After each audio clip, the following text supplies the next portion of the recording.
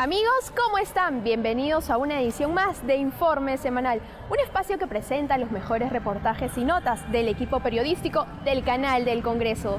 Este domingo 10 de abril todos los peruanos acudiremos a las urnas para elegir al nuevo presidente de la República. 130 parlamentarios y 5 parlamentarios andinos. Pero ¿sabía usted que la mayoría de votantes a nivel nacional son mujeres? En el siguiente informe preparado por nuestra compañera Cosette Guevara le contamos los detalles. El derecho de sufragio femenino no consiste tan solo en depositar la boleta en la urna. Consiste esencialmente en elevar a la mujer a la categoría de verdadera orientadora de la conciencia nacional. 11.364.590 mujeres acudirán a las urnas este 10 de abril. Esta cifra representa el 50.38% de la población total de electores, es decir, son más mujeres votantes que hombres. En las próximas elecciones el voto femenino será determinante.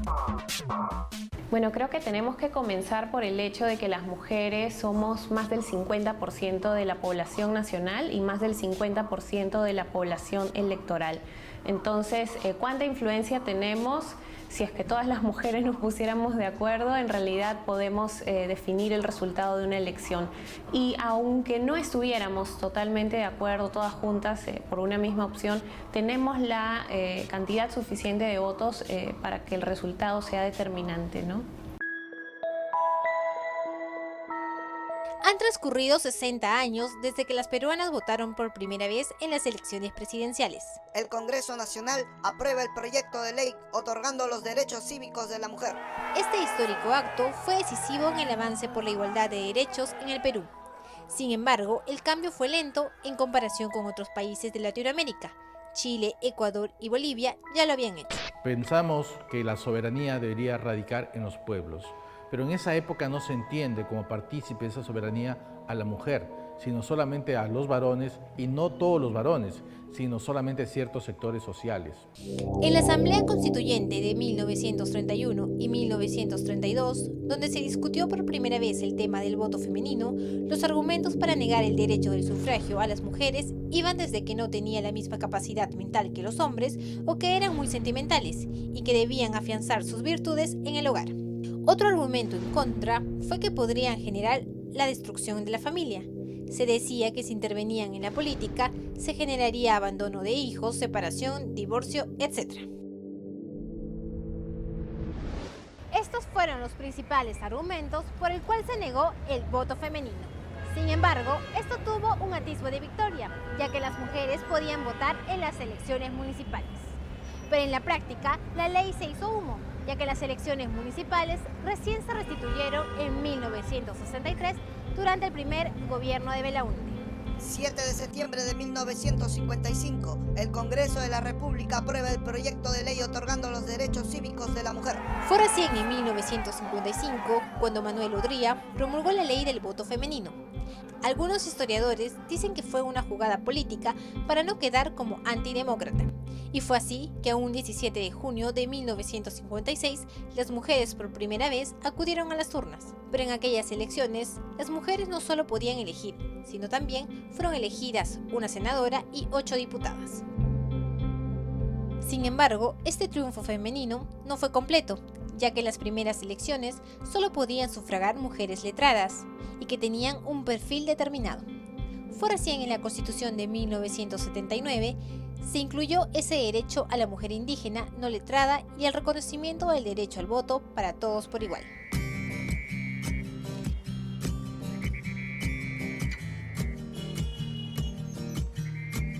Podríamos decir que las mujeres se inclinaban a la formación académica en letras, sea en pedagogía o sea en derecho, pero en letras.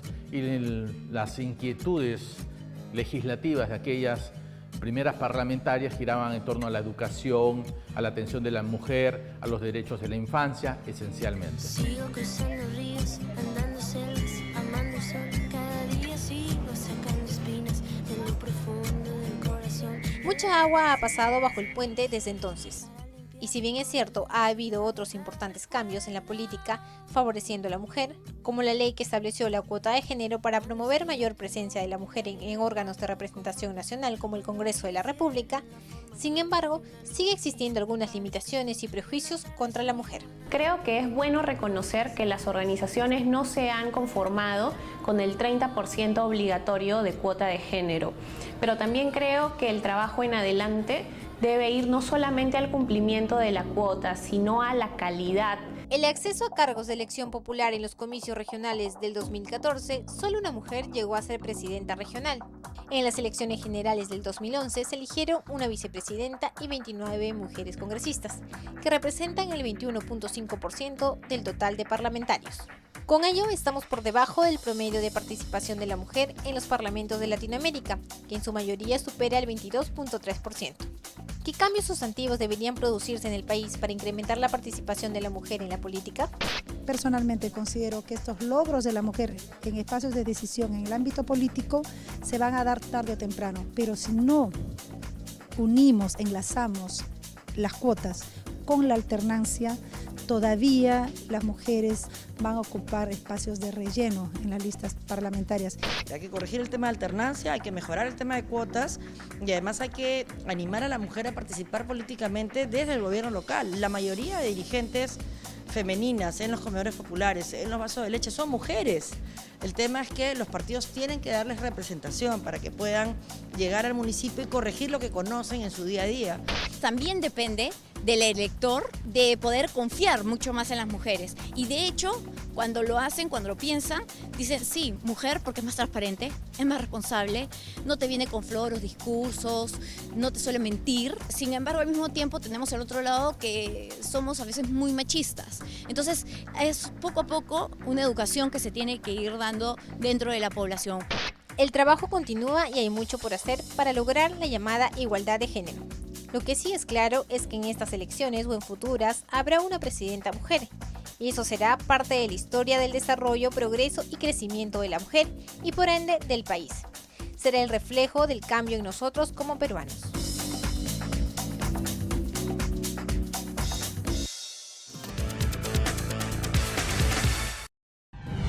Es indudable que las mujeres cumplimos con una importante cuota de participación en las decisiones ciudadanas en el país.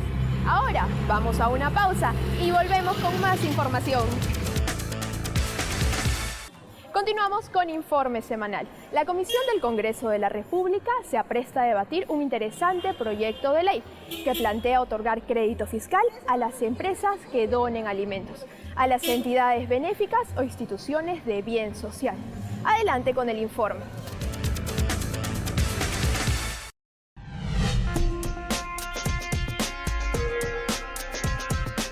¿Sabía que en el Perú los supermercados más grandes botan a la basura 300 millones de soles en productos alimenticios cada año? Y paradójicamente en nuestro país cerca de 2 millones de personas son subalimentados. Verduras, frutas, cereales, leche, pan, fideos, conservas y otros alimentos que han perdido el valor comercial para las empresas, pero que aún conservan sus condiciones alimentarias, son desechados simplemente porque están mal embalados, con envases dañados o por una mala rotulación, o simplemente por el vencimiento del producto. Y todo por una falta de un marco legal adecuado. En países cercanos al nuestro, como Chile, Argentina, Brasil o México, la legislación permite que los alimentos que son retirados de los supermercados o empresas del ramo puedan ser aprovechados por instituciones sin fines de lucro y organizaciones sociales de base a fin que lo distribuyan gratuitamente en los más necesitados, recibiendo a cambio beneficios tributarios. En el Perú esto no es posible y debido a que las innumerables trabas y regulaciones legales generan que las empresas prefieran destruir los alimentos, ya que les resulta menos complicado y costoso que donarlos. En ese sentido, y para corregir esta situación, el congresista Pedro Espadaro presentó en la Comisión de Economía una iniciativa legislativa para cambiar la norma y permitir la donación de alimentos en buen estado que hubieran perdido el valor comercial y que se encuentren aptos para el consumo humano. La idea es establecer un marco normativo que permita una política de Estado para satisfacer las necesidades alimentarias de la población económicamente más vulnerable. Actualmente se pierden 300 millones de soles solamente los supermercados que no pueden donar a las entidades públicas y privadas que se dedican a ayudar a los que menos tienen y más necesitan. Y esto es lamentable porque no hay un marco regulatorio que permita la donación, porque hoy día hay trabas burocráticas que impiden justamente que estas empresas, que obviamente están dedicadas a la venta de los productos alimenticios, puedan donarlos una vez que, digamos, ya no los pueden vender, no porque están, digamos, en mal estado, sino porque, digamos, el empaque está malogrado, digamos, no está apto para el público un empaque, la rotulación, pero además, por supuesto, que están próximos a vencerse. En términos simples, el proyecto de ley plantea que los alimentos próximos a vencer y en buen estado sean entregados al donatario, de manera directa con la venia de un notario público o juez de paz. Las entidades que reciban los donativos deben ser acreditadas o reconocidas como tal por las municipalidades provinciales o distritales, según la ubicación de cada una. A la donación de alimentos le será aplicado el inciso 10 del artículo 37 del texto único ordenado de la Ley del Impuesto a la Renta, con una deducción que no podrá exceder del 10% de la renta neta de tercera categoría, luego de efectuada la compensación de pérdidas a que se refiere el artículo 50. Además, modifica artículos del texto único ordenado de la Ley del Impuesto General a las Ventas e Impuesto Selectivo al Consumo, en lo referente al derecho a crédito fiscal. La iniciativa parlamentaria ha generado comentarios positivos en los representantes de los gremios empresariales que ven con buenos ojos la modificación de las normas que en la actualidad no permiten la donación de alimentos. La empresa privada en este proyecto en particular tiene un interés como el que tiene cualquier otro peruano, que es estamos metidos en una situación en la que vemos todos los días cómo alimentos son incinerados o tirados a la basura porque el régimen tributario no nos permite hacer otra cosa. Y al mismo tiempo tenemos unas cifras que reflejan que más de 2 millones de peruanos tienen hambre en el Perú. ¿Cómo podemos ser ajenos como empresa privada a esa realidad? ¿No? La empresa privada no solamente busca beneficios económicos, la empresa privada está compuesta por personas también, como tú o como yo, y no podemos ser ajenos y quedarnos de brazos cruzados y sentados a ver cómo es que almacenes enteros de productos que están en buen estado y que podrían ser consumidos terminan en una bola de fuego frente a un notario para cumplir con una formalidad tributaria. Eso es absurdo. Sin embargo, para la SUNAT, la propuesta tendría algunos inconvenientes. José Antonio Manrique señaló que los requisitos son un poco rígidos y afirmó que sí existen reglas para que los bienes sean donados y no destruidos o incinerados. Una donación se considera retiro de existencias y por ende venta y por ende está grabada con el IGB. Pero si es que realizamos una donación siguiendo lo que está regulado en el inciso K del artículo 2 de la ley del IGB, pues no vamos a estar sujetos al pago del IGB y adicionalmente, y ahí viene el beneficio para las empresas donantes, el crédito fiscal, es decir, el IGB que pagué al momento de adquirir los bienes que posteriormente no los pude vender y que voy a donar, ese crédito que adquirí inicialmente no se va a perder ni se va a tener que pedir reintegrar al Estado. Manrique señaló también el tratamiento que se le da a los desmedros. El gremio empresarial señala también algunos obstáculos, como la ley del impuesto general a las ventas y otras.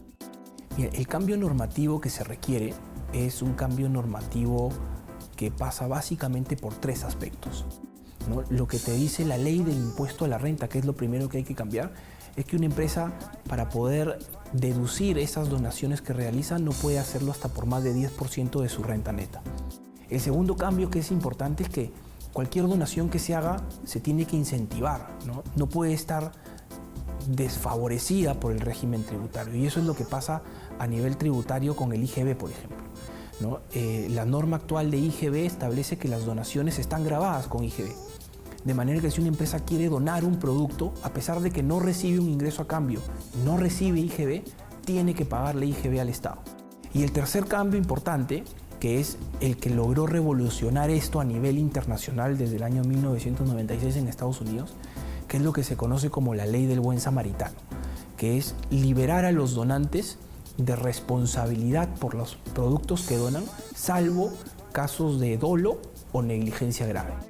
Teniendo en cuenta que en el Perú existen más de 1 millón de menores de 5 años que padecen de anemia y medio millón con desnutrición crónica, resulta injusto y por demás vergonzoso quemar, botar o destruir alimentos. Es más, hay quienes piden tipificarlo como delito, como ya lo es en otros países. Por lo pronto, esta iniciativa legislativa, que beneficiará a la población más vulnerable, en especial niños, niñas y ancianos, resulta un bálsamo y una ayuda en la tarea de reducir el hambre y los niveles de desnutrición en el país.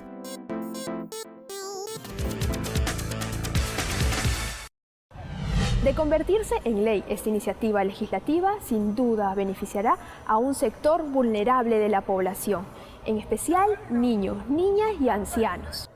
Y ahora pasamos a otro tema, el drama de las mujeres extranjeras con hijos en el Perú, que son expulsadas del país porque no tienen documentos para renovar sus visas. Estaría por terminar, y es que en los próximos días se estaría publicando el reglamento de la nueva ley del migrante, que elimina una serie de requisitos. En el informe de Perla Villanueva les contamos de qué se trata.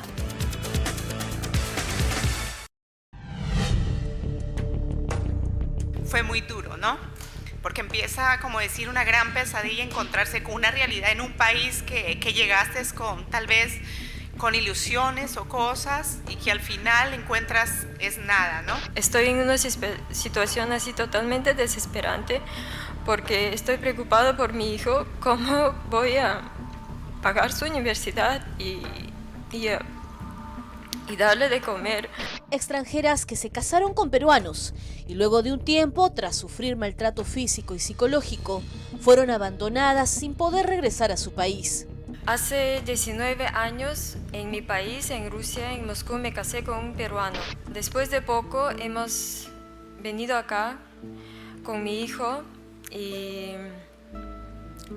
lo que pasa, mi ex esposo nunca legalizó mis documentos acá porque él estaba ahí, se quedó ahí estudiando y lo que él hizo, se casó con otra mujer y vivía con ella, tenía sus hijos y yo me quedé acá ilegal totalmente por varios años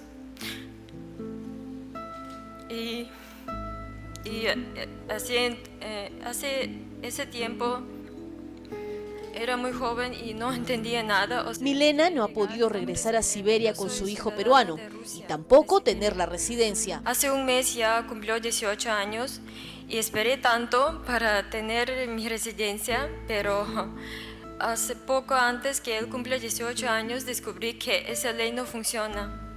¿Por qué? Porque a mi hijo puede pedir por su mamá solamente si él gana no sé cuánto, 15.000 soles o algo así para poder mantenerme. Solo entre el 2010 y el 2014, la Defensoría del Pueblo atendió a 100 madres extranjeras que denunciaron chantajes de sus exparejas peruanas para obtener la residencia. De verdad, mis hijos no tienen la culpa de tener un padre así. Yo estoy luchando hace 10 años solo, he dormido en la calle, de todo he pasado y estoy acá luchando frente a todo. No me voy a ir, no me quiero ir. El Perú no es malo, la gente que se porta mal lo desacredita. Mis hijos no tienen la culpa. Yo voy a seguir acá hasta que consiga tener a mis hijos porque ellos me necesitan, yo los necesito y no quiero que sean como el padre. Marielena Meyer denuncia haber sido agredida de todas las formas por su esposo peruano, con quien tuvo 2 hijos. A él también lo acusa de violar a su hija de un matrimonio anterior. Yo me di cuenta que mi hija estaba siendo violentada, pero no tenía pruebas. Y este señor siempre me maltrataba, denunciaban. Es lo mismo que dice Inés, no pasa nada en la comisaría, una más del montón. Ya tengo mi DNI, me he nacionalizado el año 2008, para mi buena suerte, pero ahí no queda. Mis hijos biológicos del matrimonio me han dado la tenencia en todas las instancias y todavía no los tengo físicamente. Solamente estuvieron una semana porque a uno la llenan de denuncia, que está loca, que comete maltrato psicológico, físico. Si ni siquiera ve a los hijos, ni siquiera los puede hablar, ¿cómo va a cometer tal tipo de maltrato? La Comisión de la Mujer del Congreso escuchó su caso, pues su ex esposo le ha entablado 15 juicios para impedir que tenga la patria potestad de sus 3 hijos. Y lo último es que mi hija, el fiscal dice que se le separe del agresor, que sea desarraigada, y la jueza del 19 juzgado de Lima dice no, que a ella no le corresponde, que lo vea un juez de familia. Pero ¿cómo no le va a corresponder si no es su hija? no es su hija biológica.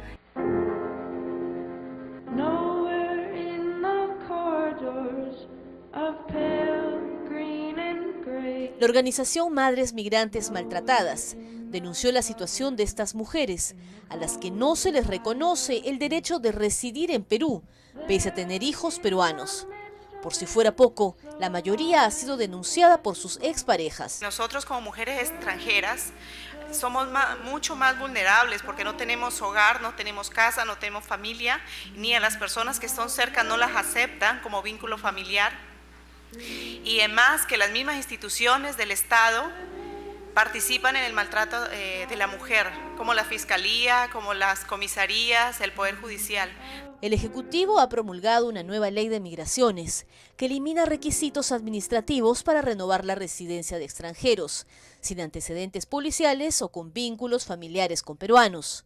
Entre los trámites suprimidos están, por ejemplo, la eliminación de la Carta de Garantía del Cónyuge y la entrega de la partida original de nacimiento de los hijos. Y es preocupante que Migraciones no tenga una participación activa en la elaboración de reglamento. Se ha conformado hace algunos meses un grupo de trabajo en el cual Migraciones tiene un rol secundario y dejado, habiendo cedido la posición de miembro en este grupo. Y creo que es un error que el reglamento esté en manos del Ministerio del Interior.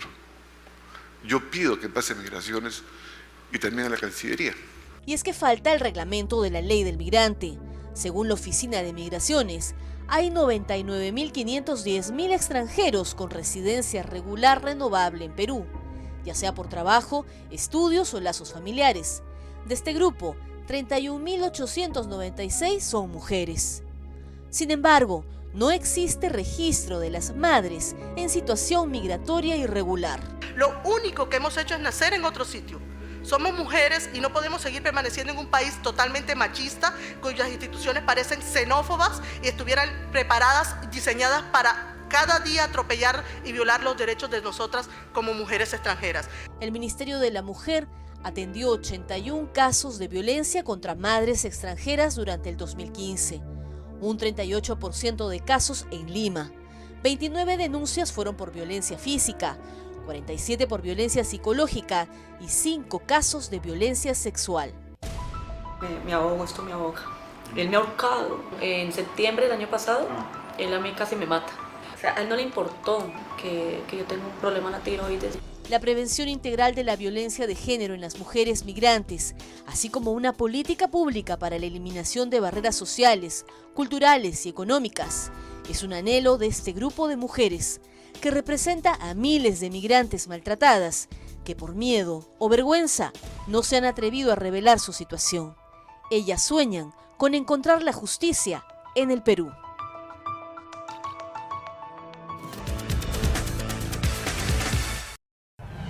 Esperamos que el reglamento de la nueva ley del migrante sea aprobado a la brevedad, para ponerle fin al drama de estas mujeres y sus hijos. Ahora vamos a una nueva pausa y regresamos con otro interesante informe.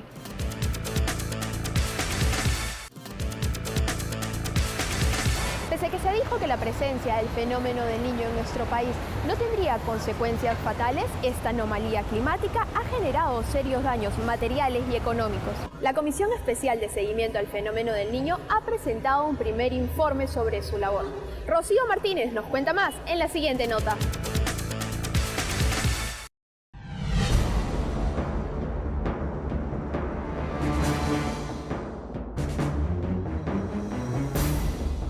Estas imágenes grafican el terrible momento que vive gran parte del país. El rostro del fenómeno del Niño nos muestra una preocupante realidad. Las lluvias torrenciales colmaron los cauces de los ríos de Lima y el norte del país y desbordaron su furia hasta arrasar con todo lo que encontraron a su paso. Las huellas todavía permanecen en la memoria de quienes vivieron momentos de angustia y temor al sentir la llegada inminente de la avalancha de lodo y piedras. Señorita, ese día estábamos muy asustadas porque llovía fuerte, no salía agua bastante del puentecito, de ahí, debajo del puente hay un riachuelo, de ahí salía bastante y más empezó ya a taparse esa parte del puente con las piedras empezó a saltar así un lodo grande. ¿Cuál fue su reacción? ¿Correr? Correr, gritar, los dos con mi hermana, salir por la riel del tren. ¿En algún momento sintieron que su vida corría peligro? Sí, señorita, porque nos habíamos quedado atrapados en el lodo. Un sector de la economía nacional se paralizó, afectando a productores agrícolas y poniendo en peligro el abastecimiento de alimentos y frutas a la capital. La carretera central colapsó como nunca antes. A inicios de este mes, el ministro de Agricultura y Riego informó que a la fecha existen 5.181 ciudadanos damnificados, 79.249 personas afectadas, 855 viviendas colapsadas, 5.192 viviendas inhabitables y 12.941 casas afectadas como consecuencia de las lluvias de temporada y el fenómeno El Niño a nivel nacional. De acuerdo al reporte del Centro de Operaciones de Emergencia COEFEM, se tiene conocimiento también de que suman 11 las personas fallecidas debido a la furia de la naturaleza. El gobierno destinó recursos económicos para realizar labores de prevención y constituyó una comisión multisectorial encabezada por el titular del portafolio de Agricultura. La pregunta que todos nos hacemos es, ¿se elaboró un plan de trabajo que defina la ruta a seguir en medidas de prevención? Largas jornadas de trabajo en el Congreso con representantes del Poder Ejecutivo e intensos recorridos al interior del país para dialogar con autoridades regionales y locales sobre los avances en la ejecución presupuestal y acciones de prevención dieron como resultado el informe preliminar aprobado por la Comisión Especial el 10 de diciembre pasado.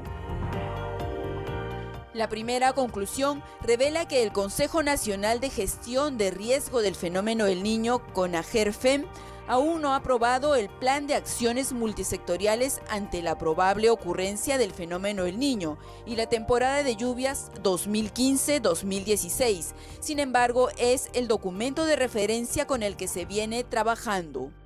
Porque desde el principio solicitamos el plan que tengan, el Plan Nacional de Prevención, y nunca lo presentaron. Yo lo he dicho reiteradamente que creo que el gobierno no tiene un plan de prevención y el mayor riesgo que existe es que los ministros vayan utilizando dinero en forma ineficiente, o sea, que inviertan dinero sin un plan o que inviertan dinero sin una planificación. Y por otro lado, habiendo tanto dinero sin controles, también puede haber fuga del dinero. La corrupción no es solo que se lleven el dinero al bolsillo en efectivo, la corrupción es también cuando hacen mal las cosas. El presupuesto inicial para las 18 regiones declaradas en emergencia superó los 903 millones de soles y luego con modificaciones se permitió ejecuciones inmediatas de los gobiernos locales por más de 2.800 millones de soles. Se ha presentado, como se dice, la ficha técnica ante la región Lima, pero lastimosamente no ha sido aprobado, ¿no? Presentamos esa ficha técnica para la limpieza y descolmatación de las quebradas y la defensa ribereña, que es el RIMAC. ¿Y por qué no fue aprobado en la región? Bueno, lo que creo que ha sido mal elaborado, bueno, según eso es lo que manifiestan, ¿no? Para las 9 provincias. El informe que estamos hablando del mes de diciembre habla de un porcentaje de ejecución del 50-60%, que es responsabilidad de los gobiernos locales, regionales. Ahí es responsabilidad de ellos, pero ahí el dinero es poco, somos 900, 1.000 millones. Pero el mayor costo ha sido controlado desde el gobierno central. La estrategia de atender las actividades de prevención no ha sido correcta, a pesar de que han tenido el tiempo suficiente. Según Cenami, la proyección desde el satélite advierte en los próximos días lluvias intensas acompañadas de descargas eléctricas. Es decir, que aquí hay una nube muy desarrollada que está llegando tan alto, aproximadamente, miren su valor, desde 60 hasta 80 grados bajo cero. Es decir, que eso, haciendo el cálculo, debe estar a una altura de casi 15 kilómetros de altura. Es una nube muy desarrollada que es tan alta que definitivamente lo que va a generar son lluvias muy fuertes, incluso acompañadas de descargas eléctricas. ¿Y en qué zona está ubicado eso? Eso está en Madre de Dios, que está desplazándose a la Convención y luego va a entrar hacia la zona de Ucayali. El peligro sigue siendo inminente. Visto los resultados alcanzados con las sesiones descentralizadas, la Comisión Parlamentaria recomendó continuar con ellas en los diferentes departamentos declarados en emergencia, priorizando los de la Sierra. El trabajo del Parlamento continúa.